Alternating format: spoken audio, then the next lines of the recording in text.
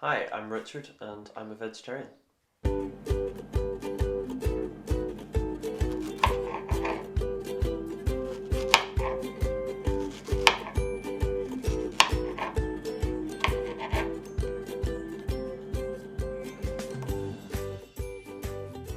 Being a vegetarian is not eating meat or any meat based products that have essentially caused harm or death in most cases to an animal. I've never tried meat. I have inadvertently eaten things with gelatin in them, which was very unfortunate. For instance, eaten cinnamon lozenges in the past without realizing they had gelatin in them, and I am someone who researches these things, so it's very, very easy to let things slip by.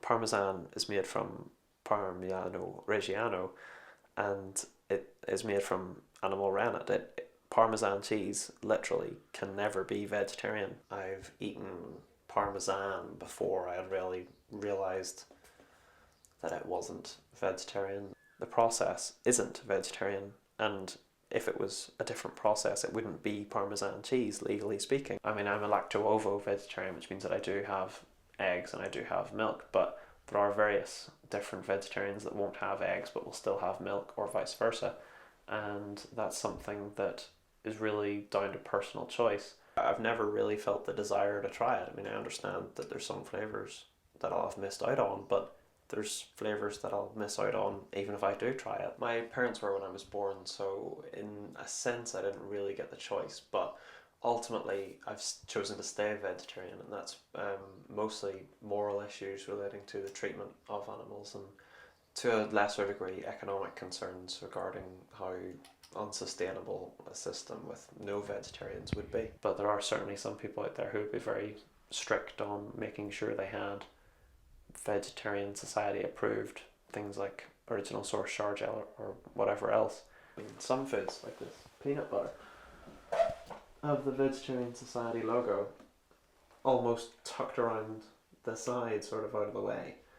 Now, it might be facing well on the shelf so that you can see that easily, but quite often you're not going to be able to. The Vegetarian Society is very clear on the principle that just because it's an animal doesn't mean it's not murder, whereas to most people's minds, I suppose, it's only murder when it's actually a human being, but there's not. If it was their pet, they would still feel like it was murder, so they're splitting hairs a bit.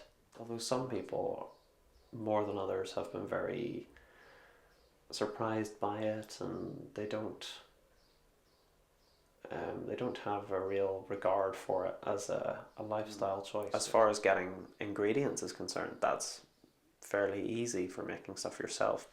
This free from product here, it's saying vegetarian and vegan quite clearly on the front beside the nutritional information, which is very good. But at the same time, a product from the same supermarket only says it in very, very small writing. On the back, yes, the writing's in bold, but you still have to physically lift the product and have a check. I'm a big fan of pasta, mostly. I mean, I know that's a bit of a lazy answer, really, but it is actually essentially my favourite food, and it would be something that I would commonly, when I'm making food for myself, it would be pasta. I know people who have tried being vegetarian for a short time, and ultimately their family was against it, and they weren't able to continue because of the situation. Parents, for instance, refusing to cook an extra meal. The most important thing would be to research it. It would be the easiest thing in the world to try for a week and give up because you've accidentally eaten 3-4 things that aren't vegetarian. They've got gelatin in them, for instance, or I know someone who accidentally ate marshmallows, and they were a bit displeased with this situation because it hadn't occurred to them at the time, and researching it is very clearly the best thing and the most important thing that you can do if you want to become vegetarian, or if you just simply want to try the lifestyle and see how it feels for you.